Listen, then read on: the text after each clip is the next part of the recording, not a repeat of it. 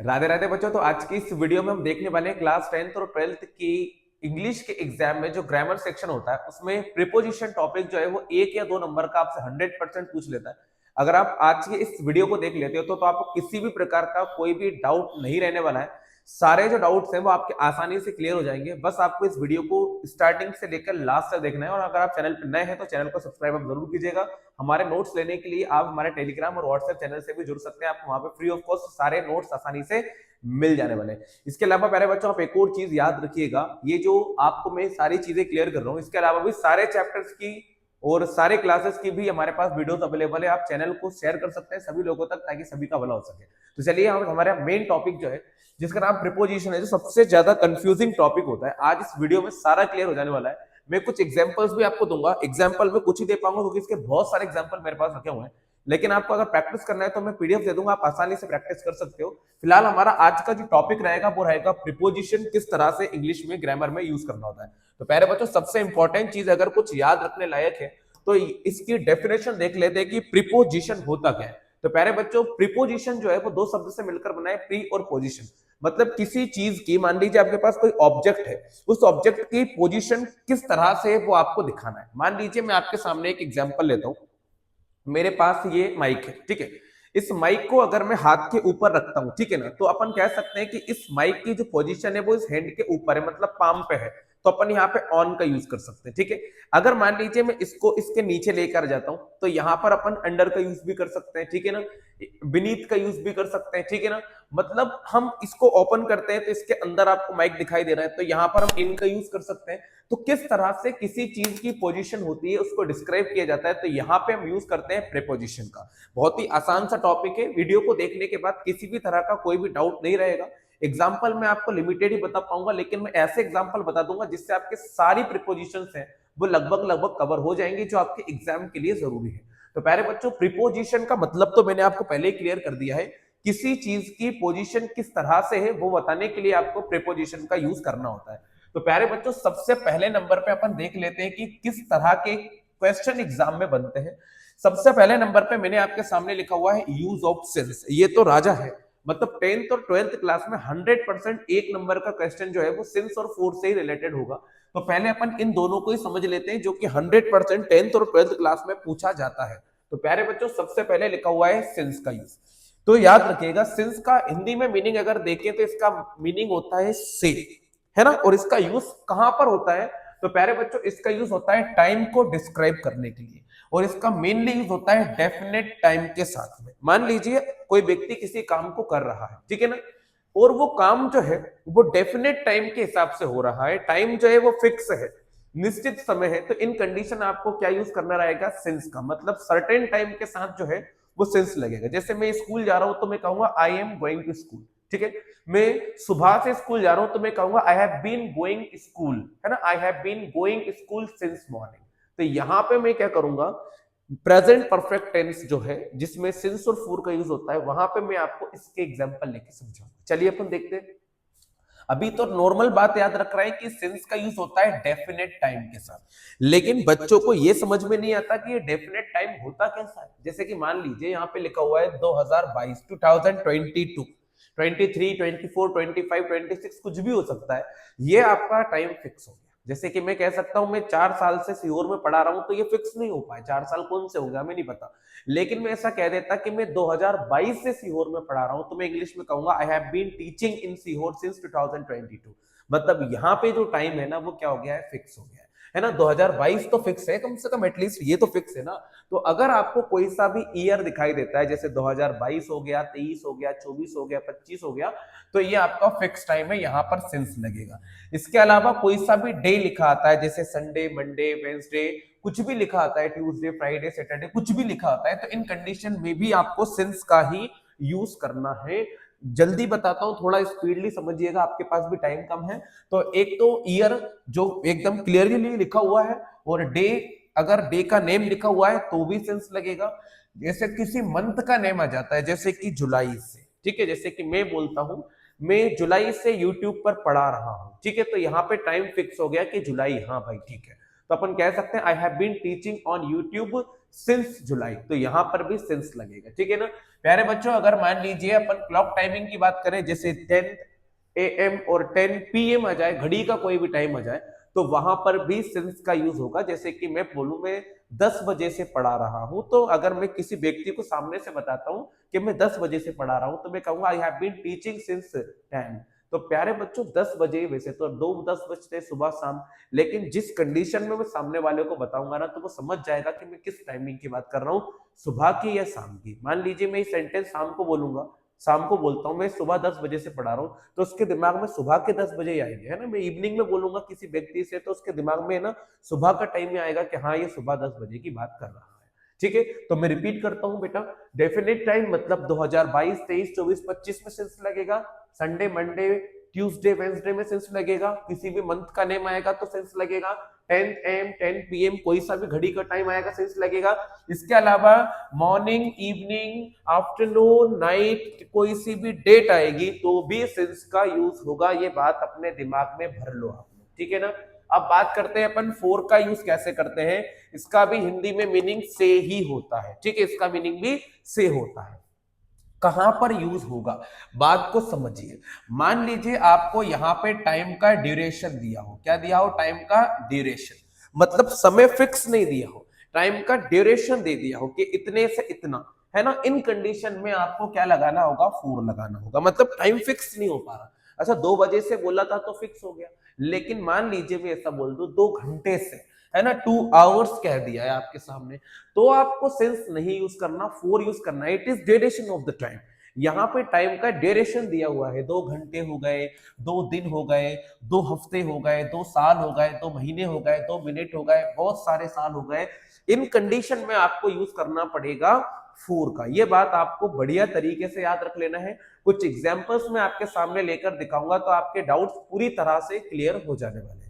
प्यारे बच्चों अगला वर्ड देखते हैं, एक लिखा हुआ है बाय। बाय का मीनिंग होता है से। अब बाय का मतलब से भी होता है और बाय का हिंदी में मतलब द्वारा भी होता है। आप दोनों कंडीशनों को याद रखिएगा। अब हम से बोले या फिर द्वारा बोले वो समझिएगा। प्यारे बच्चों इसका यूज होता है डेस्टिनेशंस के साथ, ट्रेवलिंग के साथ। मैं आपको एक और बढ़िया एग्जांपल देके दिखाता हूं ताकि बात एकदम प्रॉपरली क्लियर हो जाए। ट्रेवलिंग के साथ बाय का यूज कैसे कर सकते हैं, जैसे कि मान लीजिए मैं बोलता हूं मैं बस से आया, है ना, से मैं बस से आया, तो मैं कहूंगा इंग्लिश में आई केम बाय द बस। मैं ट्रेन से आया, I came by the train. इन कंडीशन में आपको क्या यूज करना रहेगा, बाय का यूज करना रहेगा, ट्रेवलिंग के लिए यूज होगा, ठीक है। इसके अलावा पैसिव वॉइस बनाने के लिए भी बाय का यूज होता है। आपको पता है जब सब्जेक्ट लास्ट में चला जाता है तो बाय लगता है। आगे की बात करते हैं प्यारे बच्चों, विथ का मीनिंग भी हिंदी में से ही होता है, लेकिन कैसे यूज करना है, When two things active together, जब दो चीजें एक साथ काम करती है ना। जैसे कि मैं बोलता हूं मैं रोहित के साथ आ रहा हूं, तो हम कहेंगे I am coming with Rohit, ठीक है। रोहित भी आ रहा है, मैं भी आ रहा हूं, दोनों चीज काम कर रही है, विथ लगेगा। मैं लिख रहा हूं, है ना, मैं पेन से लिख रहा हूं, तो मैं इंग्लिश में कहूंगा I am writing with the pen, I am writing with the pen. तो प्यारे बच्चों पेन भी काम करता है और हाथ भी काम करता है। इन कंडीशन में आपको विथ का यूज करना रहेगा। बहुत प्यारा सा यूज है, आराम से आप सीख जाओगे। आगे जाते हैं अपन, फ्रॉम का यूज कहां करेंगे, थोड़ा सा डिफिकल्ट लगता है ये, कंफ्यूजिंग पता है क्या होती है, वेन कंफ्यूजन ये होती है, इतने सारे हैं, सभी की हिंदी सेम है ना, लेकिन आप यूज करोगे ना जनरल लाइफ में अपनी तो आपको समझ में आएगा।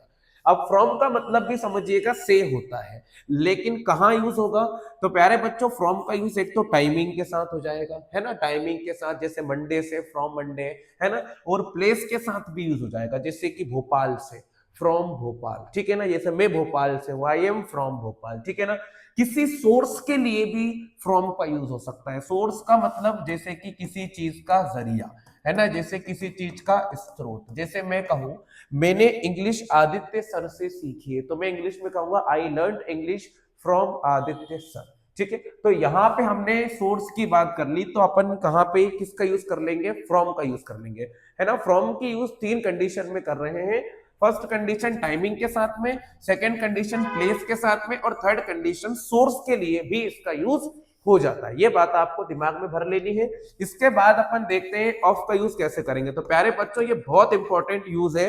ऑफ का मतलब भी हिंदी में याद रखेंगे तो से ही होता है।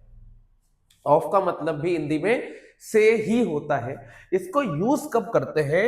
व्हेन टू थिंग्स ब्रेक और डिवाइड, जब दो चीजें ब्रेक हो जाती हैं, अलग हो जाती हैं, डिवाइड हो जाती है, तो अपन ऑफ का यूज करेंगे। जैसे कि मैं एक सेंटेंस लिखता हूं, बताना क्या आना चाहिए। मैंने आपको इतने सारे से बता दिए, अब इनमें से कौन सा लगेगा।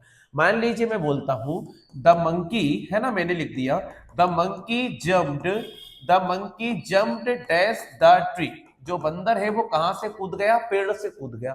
ऑप्शंस में लिखा हुआ आता है आपको, ऑफ लिखा हुआ आता है, उसके बाद फ्रॉम लिखा हुआ आता है, उसके बाद विथ लिखा हुआ आता है। तो प्यारे बच्चों, सारे बच्चे इसमें 99% बच्चे फ्रॉम लगा देते हैं, क्योंकि उनको यही पता होता है कि फ्रॉम का मतलब से होता है ना। जो मंकी है वो कहां से कूदा है? पेड़ से कूदा है। तो भाई साहब वो पेड़ से कूदा है तो पेड़ से अलग हुआ होगा ना भाई साहब। वो पेड़ से अलग होगा कि पेड़ को भी साथ में लेके आ जाएगा? नहीं लेके आएगा भाई पेड़ को साथ में। मतलब कि जब दो चीजें अलग हो जाती हैं, डिवाइड हो जाती है, जैसे मंकी जो है वो पेड़ की सरफेस से अलग हो गया है, इन कंडीशन में आपको किसका यूज करना रहेगा? ऑफ का यूज करना रहेगा, है ना। मेरी बात सुनो, जैसे कि आपने संस्कृत पढ़ी होगी तो वहां पे कारक चिन्ह आते हैं ना, जैसे कर्ता ने, कर्म को, करण से, संप्रदान के लिए, अपदान से अलग होने के अर्थ में।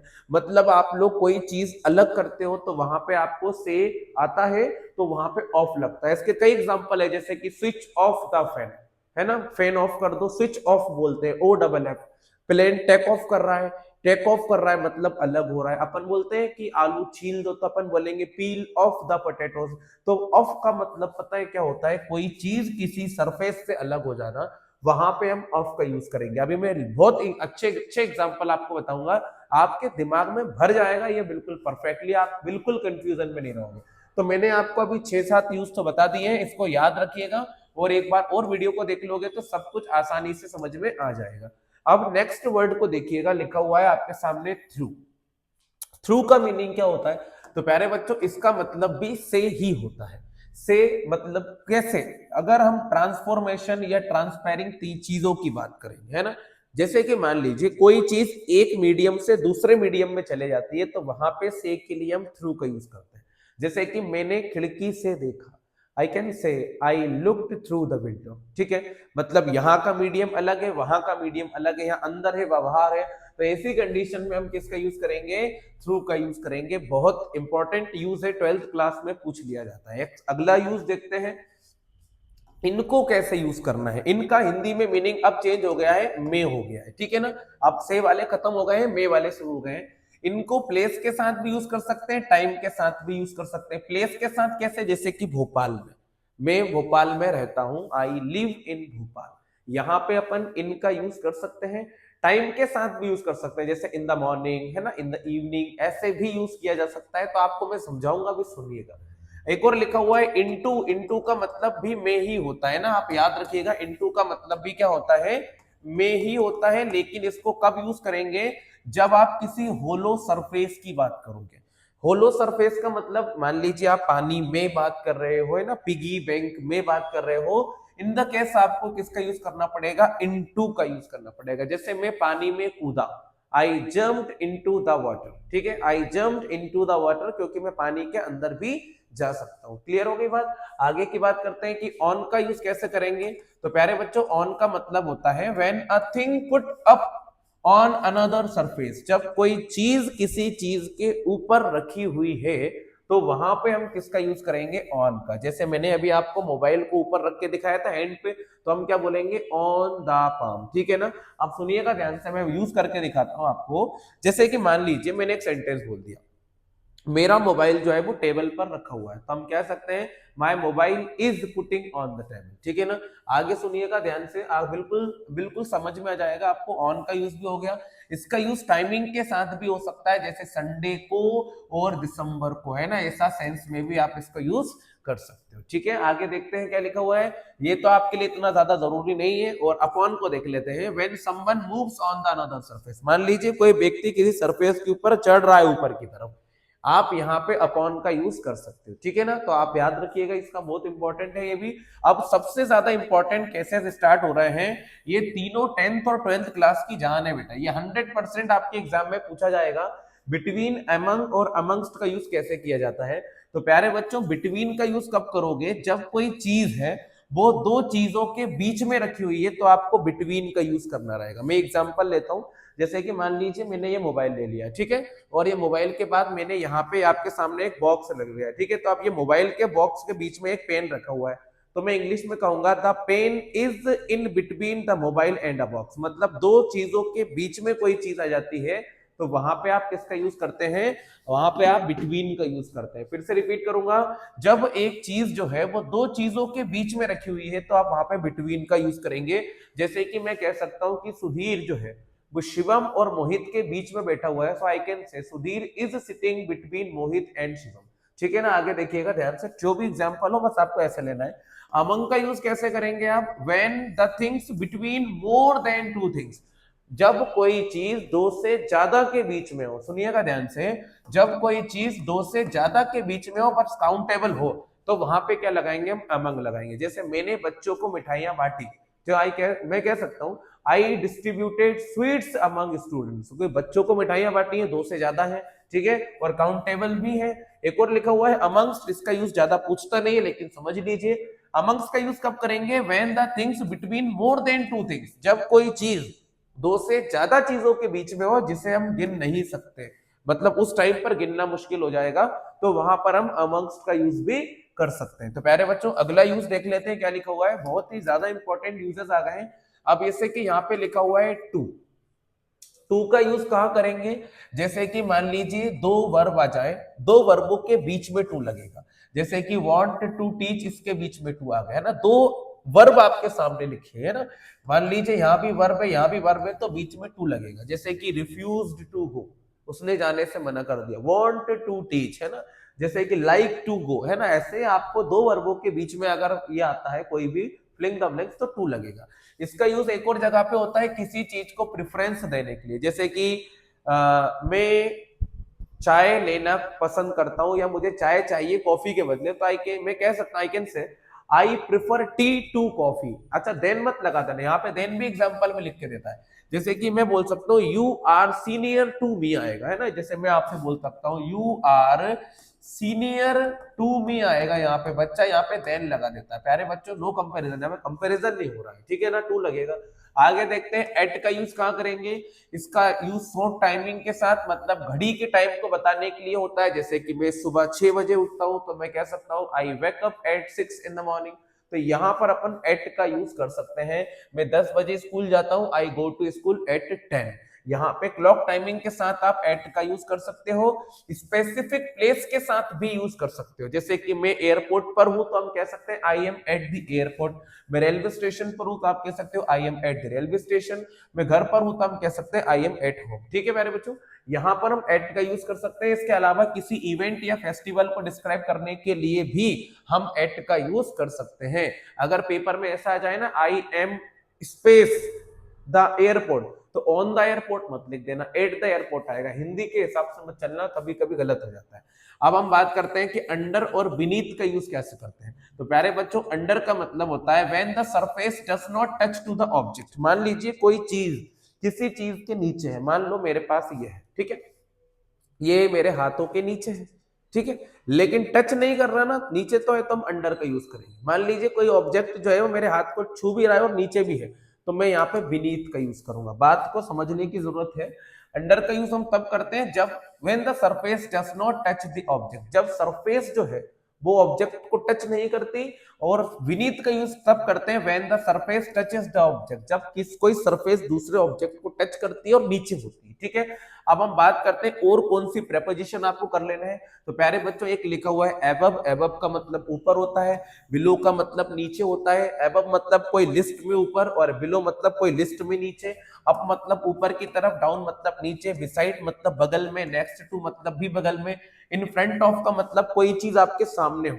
ठीक सामने नहीं बस सामने हो, है ना, जैसे कि मान लीजिए ये जो है वो मेरे सामने है, ठीक है, बिल्कुल एकदम सामने तो नहीं लेकिन सामने तो है, तो मैं इन फ्रंट ऑफ का यूज करूंगा। ठीक है, और बिल्कुल एकदम जस्ट सामने हो जाए, ये देखो ये, तो मैं ऑपोजिट का यूज करूंगा। ठीक है, बिहाइंड का मतलब होता है पीछे, ये देखो भाई बिहाइंड मतलब पीछे की तरफ, बिल्कुल ठीक है।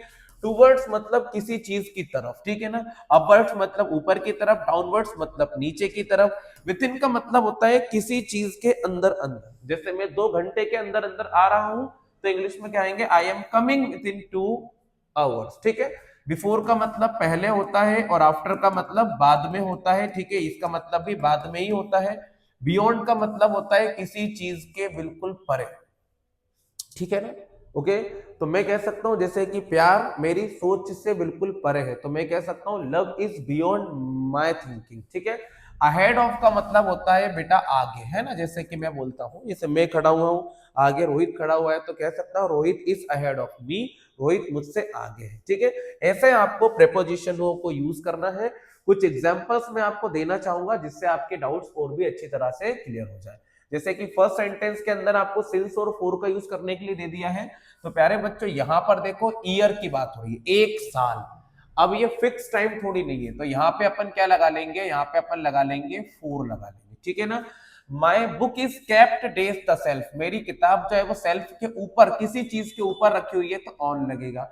शी इज वेटिंग डेज मी, वो मेरा इंतजार कर रही है, तो फोर लगेगा, है ना। अब मैंने यहाँ लिखा है आई वॉन्ट गो, ये भी वर्ब है, ये भी वर्ब है, दोनों वर्बों के बीच में टू लगेगा, है ना। I want to go in the marriage. ठीक है, प्लेस के लिए अपन ने इनका यूज कर लिया, आ जाएगा समझ में, आप टेंशन मत लो, प्रैक्टिस करना पड़ेगी। She is advising me days reading, वो मुझे पढ़ने के लिए सलाह दे रही है। अगर किसी वर्ब में आईएनजी लगाए ना, तो उसके पहले आप टू का यूज कभी नहीं कर सकते, तो फोर लगा लेंगे।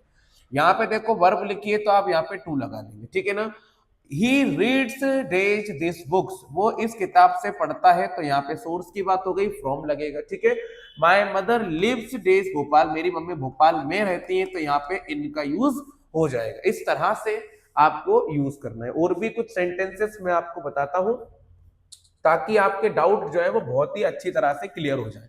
यहाँ पे लिखा है my father is days Bhopal, मेरे पापा भोपाल से हैं, तो हम यहाँ पे क्या लगा लेंगे, फ्रॉम लगा लेंगे। इन नहीं लगाना आपको यहाँ पे। ठीक है, इन तब लगाते जब वहां पे वो उपस्थित होते। ठीक है ना, अरे रहते हैं वहां पे, ठीक है, तब लगाते हैं। Okay, there is no song in this mobile, इस मोबाइल में कोई भी गाना नहीं है, इन लग जाएगा। ठीक है ना, कुछ और सेंटेंस जैसे कि 9th वाला देखो, I am coming days the car, मैंने बताया था ट्रेवलिंग के साथ हम बाय का यूज करेंगे। ठीक है, ऐसा आपको यूज करना है। We reach there days Monday, हम वहां सोमवार को पहुंचे, तो को के लिए हम ऑन का यूज कर लेंगे। ठीक है ना, द फैन इज फैलन, जो पंखा है वो गिरा, कहां से गिरा, छत से गिरा, अलग हो गया, तो हम ऑफ का यूज कर लेंगे। ठीक है ना, पील डेज द बनानास, बनानास को क्या कर दो, छील दो, छिलके अलग होंगे, क्या लग जाएगा, ऑफ लग जाएगा। वाइप द डस्ट देस द टेबल, टेबल से धूल हटा दो, तो धूल हटाएंगे तो धूल अलग हो जाएगी, तो हम क्या लगा लेंगे, ऑफ लगा लेंगे। इस तरह से आपको सेंटेंसेस को यूज करना है। और देख लेते हैं, मिस्टर शर्मा इज सिटिंग देस the car, mister Sharma car में बैठे हुए, तो आप इन भी लगा सकते हो, इन टू भी लगा सकते हो। ठीक है, he is days the airport, वो एयरपोर्ट पर है, तो आप एट का यूज करेंगे, क्योंकि यहाँ पे आपने स्पेसिफिक जगह की बात की है। ठीक है, एयरपोर्ट एक जगह है। He had feared days dogs, उसे डॉग से डर लगता है, तो बच्चे अधिकतर फ्रॉम लगा लेते हैं, गलत हो जाता है। भाई हमको डॉग से डर नहीं लगता, हमें डॉग का डर होता है। भाई कुत्ते से थोड़ी डर लगता है, देख लिया और डर गए उसको, उसके अंदर जो कितना खतरनाक है वो, उस चीज का डर होता है हमें, तो हम यहाँ पे ऑफ लगाएंगे। ठीक है, यहाँ पे इवनिंग लिखा हुआ है, फिक्स टाइम में क्या लग जाएगा, सिंस लग जाएगा। ठीक है, ही इज क्लाइंबिंग, वो चढ़ रहा है, कहां पे, छत पर चढ़ रहा है, ऑन द रूफ लगा लेंगे आप। आई am writing days the peacock wing, में मोर पंख से लिख रहा हूं, इसके साथ आप लगाएंगे विथ लगाएंगे। ठीक है ना, तो प्यारे बच्चों इस तरह से आपको सेंटेंसेस को यूज करना है। चलिए कुछ सेंटेंस और बताता हूं मैं आपको, ताकि आप क्लियरली समझ पाओ। ठीक है, इस सेंटेंस को देखो, वो पानी में डूब रही है, पानी के अंदर जा सकती है, तो यहाँ पे हम इनटू का यूज करेंगे। ठीक है, I am days the railway station, में रेलवे स्टेशन पर हूं, एक स्पेसिफिक जगह है, एट लगेगा। She is days the airport, वो एयरपोर्ट पर है, एट लगेगा बेटा, ये भी स्पेसिफिक जगह हो गई। I am days the home, यहाँ पे भी एट लगेगा, स्पेसिफिक जगह हो गई। I am days Ambedkar park days Sehore, दो दो एड्रेस आ गए, सीहोर भी अंबेडकर पार्क भी, छोटे एड्रेस के साथ एट लगा लो, बड़े एड्रेस के साथ इन लगा लो। क्लियर हो गई बात, इतना सिंपल सा कंसेप्ट है। आगे क्या लिखा हुआ है, Sita is sitting days two girls, Sita दो लड़कियों के बीच में बैठी हुई है। मैंने आपको पहले ही बता दिया, दो के बीच की बात हो जाएगी तो क्या लग जाएगा, बिटवीन लग जाएगा, तो यहाँ पे हम क्या भर लेंगे, बिटवीन भर लेंगे। आई डिस्ट्रीब्यूटेड बुक्स डेज स्टूडेंट्स, मैंने विद्यार्थियों के बीच किताबें बांटी, तो भाई दो तो लिखा नहीं है यहाँ पे, तो हम अमंग का यूज कर लेंगे। आई स्पीच द पीपल, मैंने लोगों के बीच में भाषण दिया, तो लोग दो से ज्यादा है, तो हम अमंग का यूज कर लेंगे। ठीक है। I am waiting for you, मैं आपका इंतजार कर रहा हूं लंबे समय से, तो हमको टाइम नहीं पता, तो हम फॉर का यूज कर लेंगे। ठीक है। ऐसे आपको सेंटेंस में चीजों को यूज करना है। और एग्जांपल दिखा देता हूं मैं 2-3 ताकि आप क्लियरली समझ पाओ। जैसे कि I will wake up days 9 o'clock, मैं सुबह 9 बजे उठूंगा, घड़ी के टाइमिंग के साथ क्या लग जाएगा, एट लग जाएगा। क्लियर हो गई बात। अब कुछ सिंस और फॉर के सेंटेंस देखते हैं।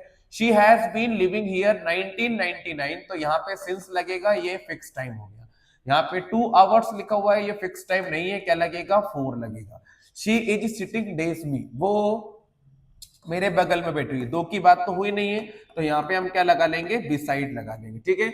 यहाँ पे 20 साल लिखा हुआ है, फिक्स टाइम नहीं है प्यारे बच्चों 20 साल, तो यहाँ पे भी क्या आ जाएगा, 4 आ जाएगा, ये हो गया। My father has been ill from fever, मेरे पापा बुखार से पीड़ित हैं, सिंस लास्ट नाइट आ जाएगा ना, नाइट लिखा हुआ है तो सिंस आ जाएगा। यहाँ पे देखो 2020 लिखा हुआ है, तो यहाँ पे सिंस आएगा, और कॉम्पिटिटिव एग्जाम के लिए तैयारी कर रही है, तो फॉर आ जाएगा। ठीक है।